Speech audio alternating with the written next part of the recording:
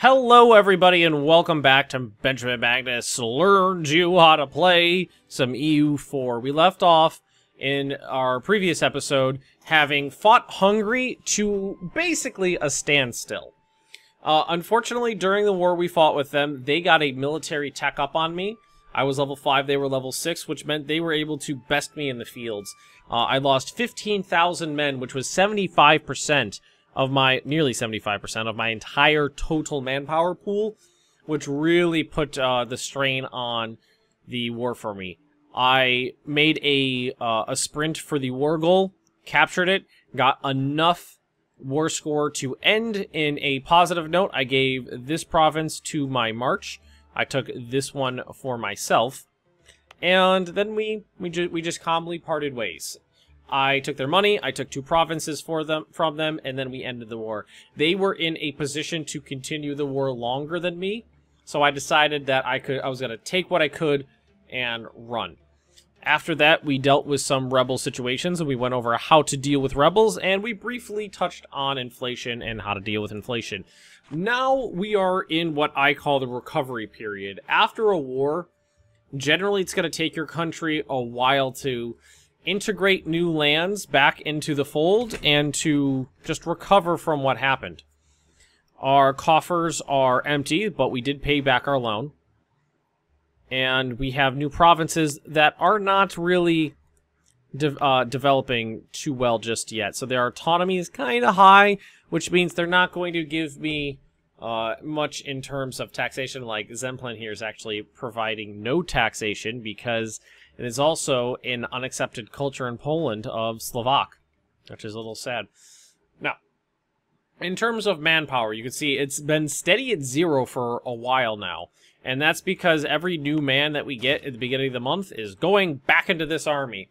It takes, in a perfect world with no events or anything like that, it would take 10 years to fill your manpower pool. So I am looking at not having a full manpower pool for probably more like 12 years right now, because I have 25 regiments here, and then we got to fill those back up, and then we got to fill the manpower reserve. So, well, if you are looking at hungrily looking at a neighbor and they finish a war, think of it that way. You might be in a good position to force yourself upon them. That sounded wrong. But if their manpower pools are low, if they have loans out, if they just had their lands devastated by the enemy, maybe you could take advantage of that situation. Like right now, if one of my enemies wanted to take advantage of me, it would be pretty hard to fend them off. My military is down in the tubes. We still have yet to embrace the Renaissance, which means we're not going to be teching up anytime soon. Right now, they cost 23% more because I haven't embraced the Renaissance yet. Now, let's take a look at that. So let's go to institution map mode, and you can see that solid green is the institution being embraced. Hashed is the institution working on. Yellow is not working at all. So I believe Krakow is the closest. Yeah, they're getting there. It's very, very slow. Very slow. Part of the reason is nobody that likes me has the institution. So Hungary's working on it, but they're working just as slow as I am. You could see that it's working. Oh, Brandenburg declared war on Lüneburg. So inter-HRE wars. The provinces that border Austria, spreading much faster because it spreads through contact, mostly. Some of them spread across sea zones. So, like, if Provence had it, it would spread to all of these provinces, because Provence touches the Gulf of Lyon, and so do all these provinces. But the Renaissance here is just going to spread by touch across the realms, and it's going to take quite a while to get to me. If the person likes you, it spreads faster, too. Now, I could help that along if I wanted to, by developing Krakow a little bit. That might not be a bad idea. So, let's see. We've got... I'd probably want to do admin. Yeah, let's go ahead and do this. put the speed down a little. We have another complaint against our bailiff, which means we're going to lose more stability. I'm going to go ahead and develop the province, spending some admin points. See, one up by itself. Can grab a state over here. New state. It's got to give me a little bit more money. Not a big deal, but we'll grab it. Because Zemplén was the first province in the state of Slovakia that we own. So this makes up Slovakia right here.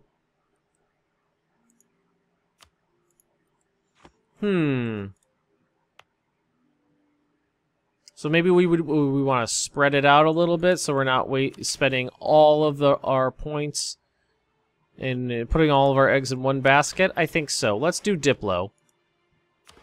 Let's do one more. There we go. So now the Renaissance is present in Krakow.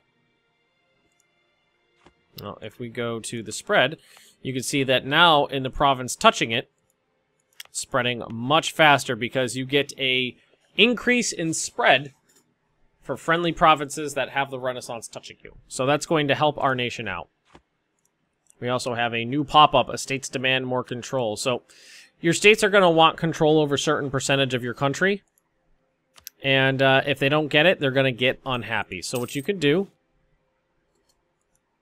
is you can go to your estates. You can click on the one that wants it. So right now the clergy's a little pissy. And so what I'm going to do is go down here, and I'm going to give the clergy the control of Zemplén here, because it has a really high autonomy, which means it's not producing anything much right now. So handing it over to them doesn't really cost me anything. There we go. Very nice. Now let's take a look at this heir here. So this heir is not too bad. 2, 3, 4. He's 60 years old, though. That's not good. He's older than me. I'm only 48. And the Polish heir, which is a 533, is 57. Oof. That's the... I think... I don't know if there's any other elective monarchies in the game outside of Poland, but... That's the downside of elective monarchy, is you're never going to end up with a... Well, usually at least. You're not going to end up with a young heir that can last a long time. You're going to end up with an old man who might die soon. And look at this. We are now in a position where we can convert some provinces without too much trouble. So what I'm going to do is I'm going to go to Przemysl over here. And I'm going to send out my missionary. He's going to take him 43 months. But he's going to work on converting this province to Catholic. It's going to cause a little bit of unrest. You can see active missionary +6.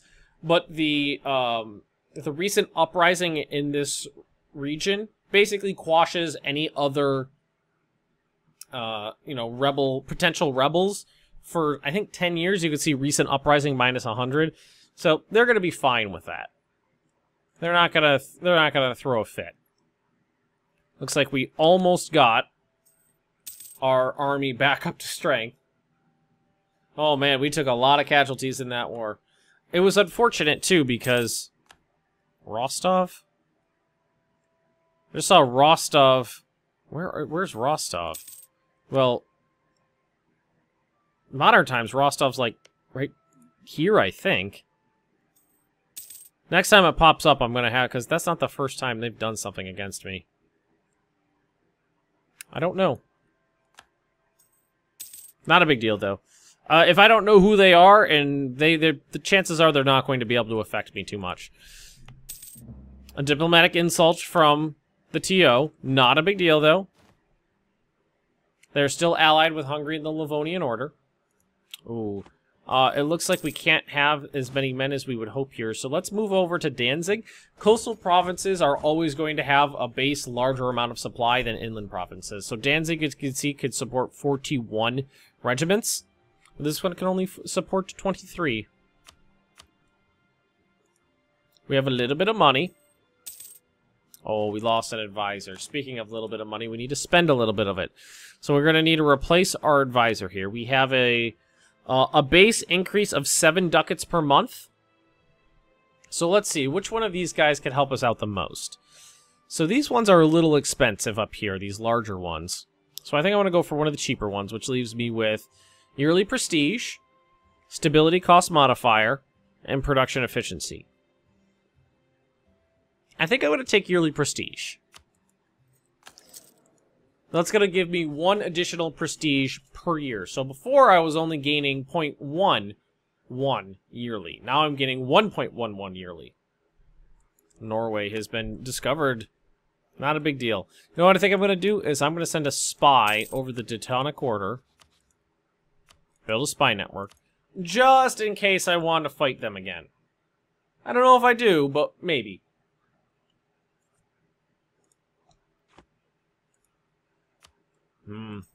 Right now we're waiting for the institution to really spread through Poland so that we can embrace it. You need to have at least 10%. Oh, actually, we can embrace it right now. You need to have at least 10% of your country has to have accepted it. And the more of your country that has accepted it, the cheaper it becomes. So, if I wanted to, I could say take out a loan, and I could do this right now. And I actually think I'm going to do that. I'm going to go ahead, I'm going to take out a loan by clicking this button right here. Oh, you know what? We're going to have to take out a second one, aren't we? It's 374. Do I want to take out, you know, let's just wait. Let's just wait a couple months. We'll get that money back. Hungary's discovered plotting against me. So, you know what we should do is, let's see, how these guys like me. You like me. Bohemia, you don't really like me that much anymore. Let's go ahead and increase relations with Bohemia. And let's counter-espionage Hungary. So we're going to try to block them from sending men into my land. So we have a little message here, military divided. We can get an increase in fort defense or siege ability. I don't plan on going to war anytime soon, so in the next 10 years, our forts will be 20% more difficult to take, just in case anybody attacks me. And now we have a new button. I can embrace the Renaissance. So I'm going to go ahead and click this. Embrace the Renaissance. I'm going to spend all that money. Construction costs go down and development costs goes down. And now if we check on one of these guys, you can see they are going, because the entire country has accepted it, it is going to be accepted in a matter of just a few years. Everybody will have the Renaissance in Poland. Also, we no longer have that ahead penalty of 25%, so we can grab this military tech. And that brings us to another point. We have a superior unit type. We go to the Eastern Knights and replace them with a superior type of cavalry. I'm also going to, now that these guys are at full strength, I'm going to drive the military maintenance all the way down so that we can get that money back and pay off that loan. The loan size is based on your current income. So if you have an income of, say, 19, like I do, the loans come out in chunks of 141. Say it's later in the game and you have an income of 300, you're going to be taking out loans that are like 1,000 ducats. It's going to be based on how much money you have. So, and taking out loans can get pretty dangerous. As you can see, I'm spending half a ducat per month on interest on that loan. If you have more loans, you're going to have more interest. And so, if you could get into situations where you're taking out loans to pay off interest for other loans, and things get really, really, really bad for your country. The one thing about this game that I want to stress is that you should never rage. Well, you could rage quit if you want and come back to the save later, but you should never really rage quit entirely. There's almost always something you can do to dig your country. It might take you 5, 10, 20 years, but, I mean, you put this game on speed 5 and continue on. There's usually something you can do to get yourself out of a hole. So, let's say you took 20 loans, and there is no way to pay them off. You're paying more in interest than your entire income. You've disbanded your army. You've disbanded your navy. You've asked other countries for money, and they all, you know, your allies, and they've all said no, you just don't have enough money. There is 2 things you could do in that situation. You can debase your currency, which basically trades corruption for money. It would debasing. So right now, if I wanted to, I could debase my currency for 141 ducats. Actually, normally I wouldn't do this, but let's do it just to show you guys how it works. So I'm going to debase my currency. It gave me that money, but you can see I've taken some corruption here. Now, corruption, like we talked about before, as it goes up, is going to make things harder for you to do. The big thing is all power costs 2%. For every point of corruption you have, you're going to be spending 1% extra on power points. Now, it might not seem like a lot, but it adds up, especially in the long run. So now that I have that extra money, what I could do is I could repay that loan. But as you can see, my balance is pretty bad right now, because you have to pay money to get rid of that corruption. And I have my slider all the way up. Now I can reduce this. I can just say, well, we can reduce the corruption slowly. And we can work on that, over time. Or what you can do, you can debase your currency, you can take a bunch of corruption, drop your slider down all the way and just say, leave the corruption there, and try to dig yourself out a hole and just pay those PowerPoint costs until you can, get the corruption decayed out. The other option is to declare bankruptcy. Declare bankruptcy will wipe out all of your loans, but you will suffer severe drawbacks. I believe you have to pay 100 power points of each type, and power points can go into the negative. You can have negative power points, so if you have 2 power points and it says you're going to lose 100, it'll go to negative 98, so don't think you're going to screw the game out of that. And I've only ever declared bankruptcy once, but there's also, basically, you just have to sit on your hands for 5 years and hope for the best. Declaring bankruptcy is pretty severe. It costs you a lot, but if you have a lot of loans, that's really the only way to get out of it. Beg, borrow, and steal money. Increase your corruption.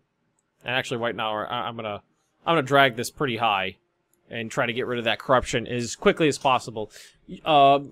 Debasing your currency is not something I normally do very often. I've done it a few times in dire situations to try to avoid bankruptcy, but in the end, I think I ended up declaring bankruptcy anyway. And ducats are easier to come by than power points. You can do a lot of things to get more ducats. There's only a finite amount of things you could do to get more monarch points. All right, we have an option to grab another idea, and it's going to cost 406 admin power this time instead of 400 because we have an extra 2% from our corruption. But we're going to go ahead and pay that. This is going to get us monthly war exhaustion down 0.05.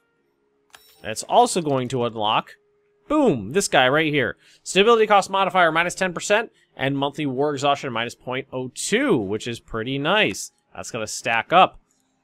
And I believe it's in here, right here. When you're at war, your war exhaustion ticks up. And the higher it gets, the more unrest you're going to suffer. Well, it's a lot of things. It's unrest is the worst thing from war exhaustion, but it caps out at 20. But if your war exhaustion is at 20 and you're still at war, you're in some dire situations. But now I have at peace you have a base decline of 0.1, and I have an additional 0.07 that it's going to decline out from those 2 things I just got, which is nice. So during peace, it declines out at 0.17 as opposed to the base of 0.1. That's per month. But while I'm at war, it also decays out at 0.07. It's going to take that peace modifier out of there, but I will still get those while I'm at war. So that means I'll be able to stay at war longer than someone without these ideas, and my people will remain happy. That could be, wars could get pretty long. That could be a pretty big deal. So this is interesting. Bohemia just sent me another alliance offer. They are ready to be friends again. And because I don't really have any friends that aren't forced to be my friend, I'm going to go ahead and take that. We have a mutual enemy. We both don't like Hungary. Bohemia is going to want those Hungarian lands back, and I'm going to want to weaken Hungary because they're allied with the Teutonic Order, who is my main foe. So I'm going to go ahead and accept that. What we're going to do is I'm going to recall my... Is that guy in Bohemia? Nope, we're going to leave that up. We already have someone improving relations in Bohemia. And, yeah, let's recall him. I'd like to have a free diplomat. We still have royal ties, which is good.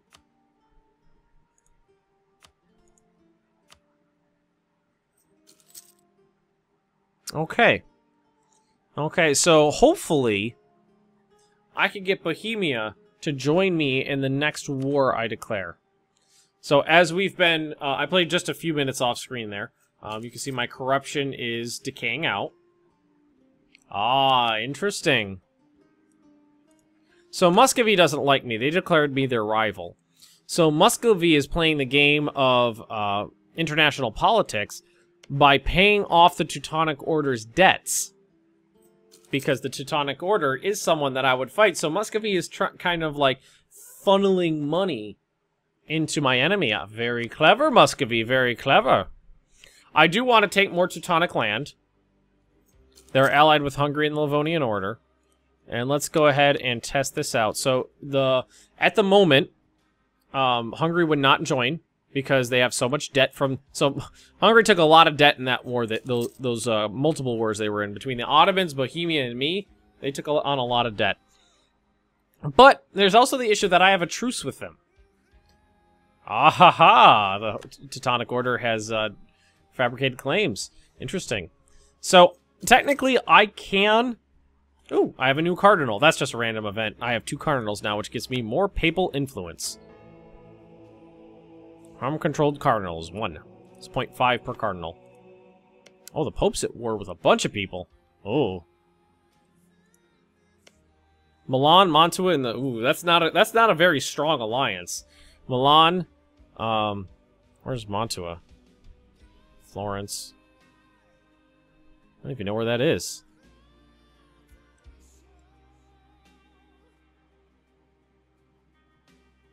Luca Ferrara. There it is, that little guy. So it's the Pope, this little guy, and Milan are fighting a big ol' war with Castile here. That's not good for the Pope. Savoy, Austria, Ferrara, Castile, Aragon, and Naples. That's a powerful alliance. But anywho, let's see here. We were talking about the Teutonic Order. So we have this peace deal with them. You sign a peace deal at the end of a war. It's for 10 years. So it's been 5. In 5 more years, we could go to war with the Teutonic Order without any issues. And that's part of the reason we have a spy there right now. The spies can actually help you finish sieges quicker. Because if you have a high spy network in a country, you get a bonus to siege ability on their forts. So going to war with a country, oftentimes it's a good idea to have a spy in there. But right now, we're still in recovery mode. Ooh, nice. So we converted the heretics in Piemishal here. And now they are Catholic religion, Ruthenian in culture, which is accepted. So this province is now fully incorporated into my country. Nothing about them is unacceptable. And we have a free missionary again. You only have 1 base, but you can unlock more through the religion idea group. And I'm going to go ahead and send him here to the next one. And if I want this to go faster, I'll actually do it to show you. I'm going to boost my stability to +1. And now I'm going to look here. And it'll be done in only 3 years. Well, before it said it would take nearly 5. Because, let's see. If you look down the list, it says base value 2. Positive stability, 0.5%. And my total missionary strength in the province before was 2.2. I knocked it up to 2.5. That reduced the amount of time by a hefty amount. You can get it down to the point where provinces can be converted in less than a year. But honestly, if you're doing it in 4, 5, 6, 7, 8 years, that's usually acceptable. If you're doing it in decades, you might want to hold off on it because you're going to get unrest. You can see any place that has an active missionary, you're going to get some unrest. So our truce expired with Hungary. Truce expired with Ferrara. Really?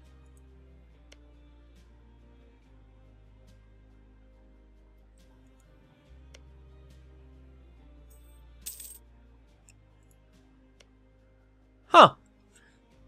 So my truce with Hungary was a lot shorter than my truce with the Teutonic Order, and I'm wondering if it's because these guys were the primary belligerent in the war, and the Teutonic Order was the secondary belligerent. I didn't actually know that that had any influence, but as you can see, our truce expired with the... Oh. Our guy was discovered, so he's got to hang out for a little while and kind of lay low. So our truce expired with Hungary, so we can go to war with them again. But the Teutonic Order, still got a truce there. So let's look at this. So, looks like Riga joined. Riga is this trade state over here. The Teutonic Order is still in on it. Ferrara is still in on it. So probably not a good idea, especially because we do not have our full manpower reserve. One rough fight against them and we'd be down for the count, and they are a military tech up on me again.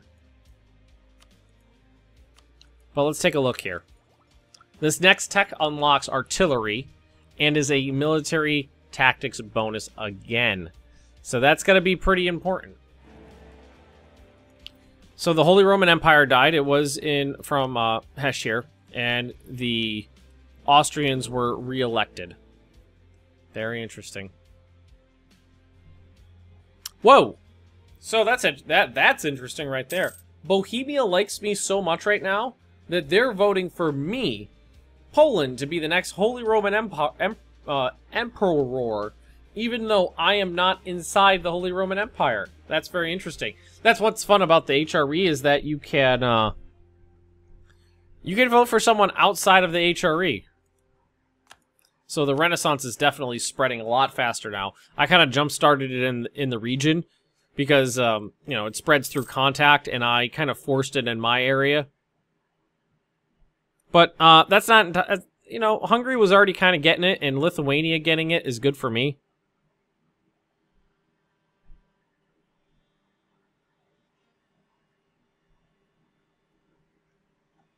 Let's see, it's spreading throughout the world pretty quickly. It's almost made it through Scotland.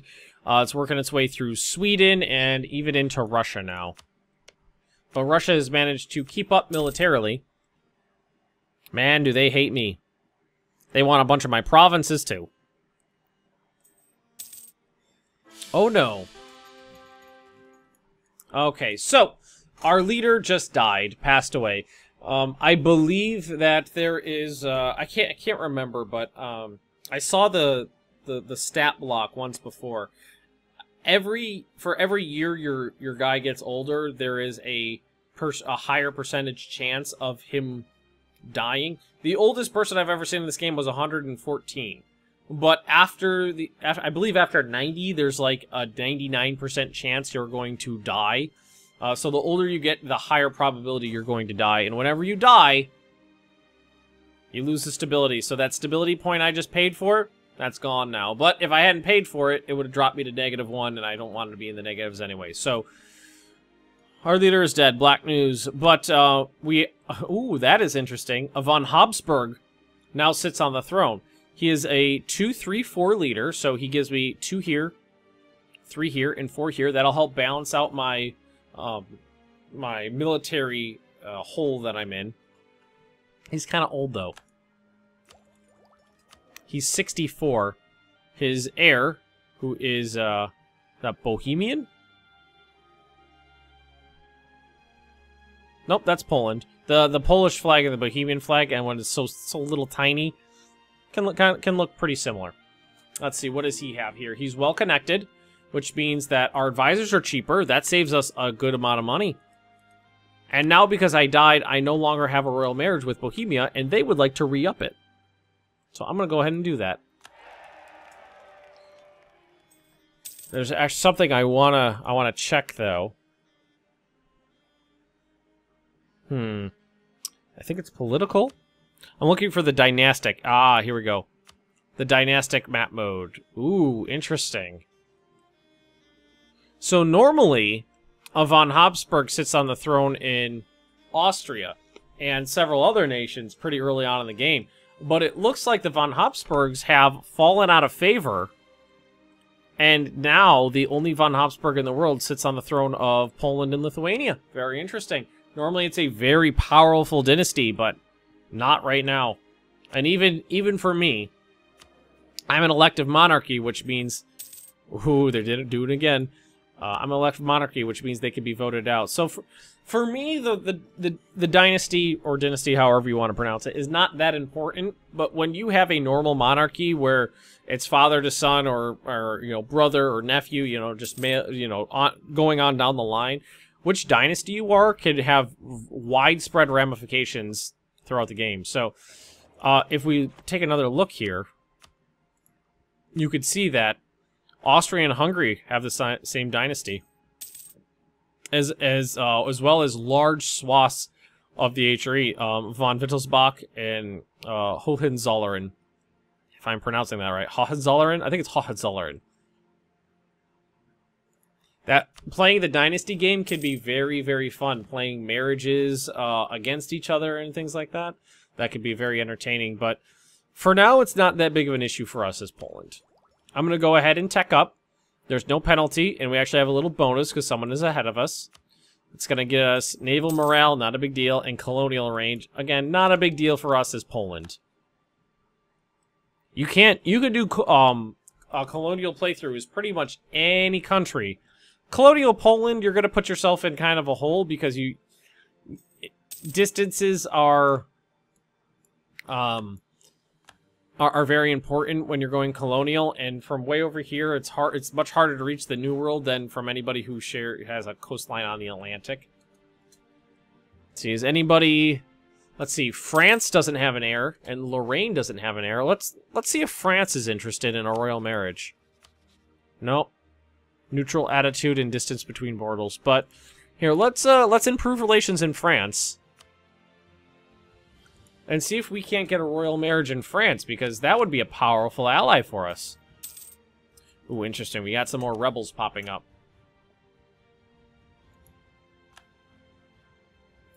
So we have, let's see. Down here, we're getting a little bit of, yes. So that minus 100 decayed out. So now we're definitely getting a little bit of unrest in these areas, mostly from our own intolerance. Like right here, it's pretty strong because this is where our missionary is. And we also have Orthodox zealots, which are bippity-bopping out of this province because we have a missionary there. So what I'm going to do, I'm going to tell my army to move down here. I'm going to increase my army maintenance to about half. And why don't we go ahead and repay that old loan? That way we're not paying the interest on it anymore, too. Kind of balance the economy. Oh, we had an excellent year, and it gave us an extra 600 men, so 60% of one regiment. I'm not going to say no. Those numbers are based off percentages of totals, usually. So, I mean, I have a pretty low manpower cap, so it's not going to throw at me too much. Late game, those events can throw 20, 30, 40,000 men at you.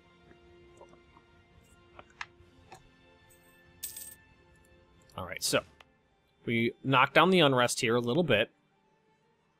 But as soon as this missionary finishes, all that unrest is going to go away.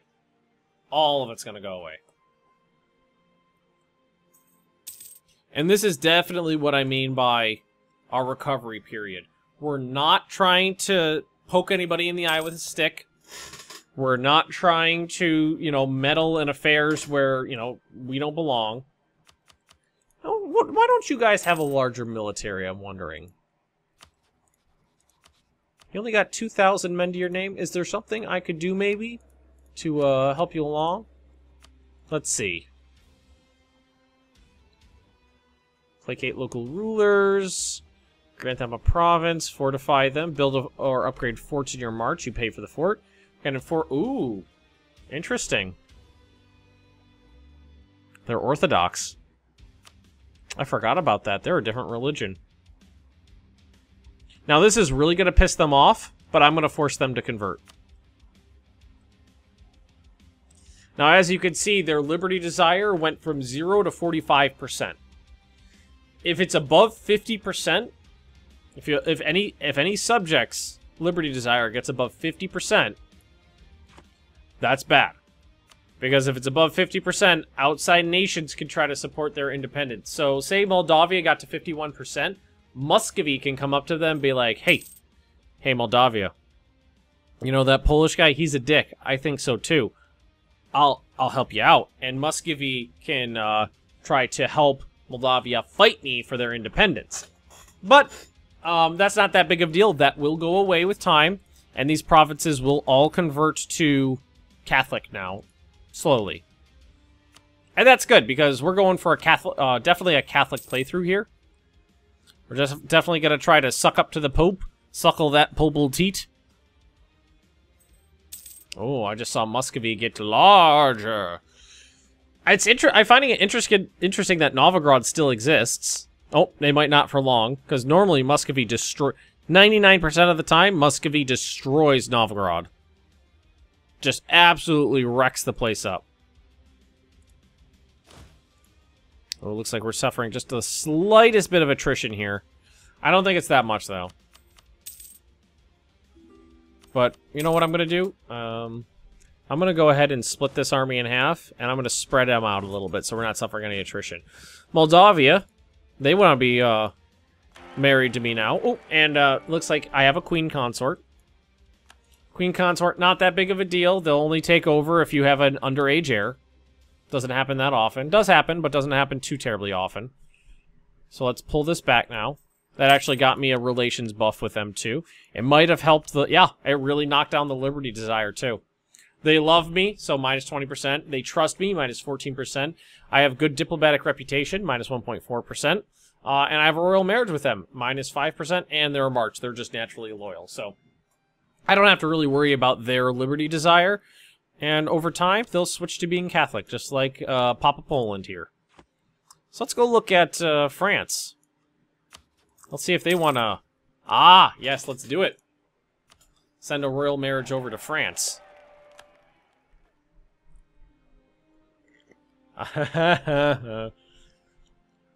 That's nice, because the French king has no legal heir. So, when there's a situation where the rulership of a nation is in doubt, if you go to their diplomatic tab and just hover over their name, it gives you information about them, but at the bottom, it'll tell you what will happen if they were to die. So, if King Louis XII died, a noble from the von Habsburg house, which is me, would succeed to the throne and have a royal marriage with, you know, those other people.